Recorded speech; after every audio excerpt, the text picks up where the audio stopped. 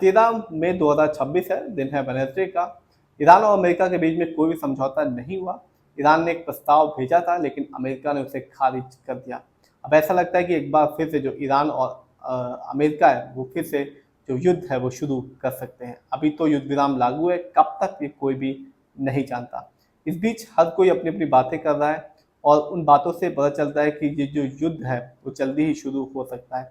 Iran ने अभी साफ कहा है कि यदि अमेरिका और इजराइल ने अगली बार हमला किया तो वो अपने यूरेनियम को 90% तक समृद्ध कर लेगा। अभी जो ईरान का यूरेनियम है वो सिर्फ 60% तक ही समृद्ध है। क्या है मामला, चलिए मैं आपको बताता हूँ। ईरानी संसद की राष्ट्रीय सुरक्षा आयोग के प्रवक्ता इब्राहिम ने कहा कि यदि अमेरिका और इजराइल अगली बार ईरान पर हमला करता है तो हम अपने यूरेनियम को 90% तक समृद्ध कर लेंगे। उन्होंने बताया कि संसद में विचार किया जा रहा है। यह बयान ऐसे समय में आया जब रिपोर्ट में दावा किया जा रहा है कि अमेरिकी राष्ट्रपति डोनाल्ड ट्रंप ईरान के खिलाफ सैन्य कार्रवाई पर विचार कर रहे हैं।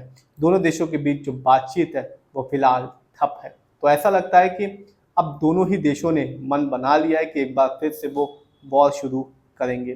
डोनाल्ड ट्रंप ने ईरान के परमाणु कार्यक्रम को लेकर बहुत ही कड़ा रुख अपना कर रखा है। उन्होंने कहा कि अमेरिका किसी भी स्थिति में ईरान को परमाणु हथियार हासिल नहीं करने देगा। तो अमेरिका का और डोनाल्ड ट्रंप का जो स्टैंड है वो एकदम क्लियर है।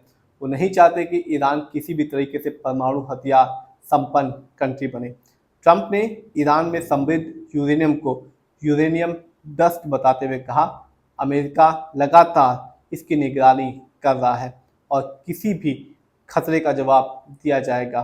साथ ही उन्होंने मिडिल ईस्ट में जारी संघर्ष के बीच सीज फायर को भी नाजुक स्थिति में बताया। तो साफ है जो डोनाल्ड ट्रंप है उनका साफ कहना है कि वो नहीं चाहते कि जो ईरान है वो न्यूक्लियर पावर कंट्री बन जाए, क्योंकि वो ऐसा बन कर लेता है या बन जाता है तो वो सबसे पहले जो हथियार का यूज़ करेगा वो है इजराइल पे, उसके बाद मिडिल ईस्ट पे और बाद में जाकर यूरोप पे और लास्ट में अमेरिका को भी टारगेट कर सकता है। जिसकी वजह से ही उन्होंने कहा कि जो सीज फायर चल रहा है वो काफ़ी नाजुक स्थिति में है और कभी भी ये सीज फायर टूट सकता है।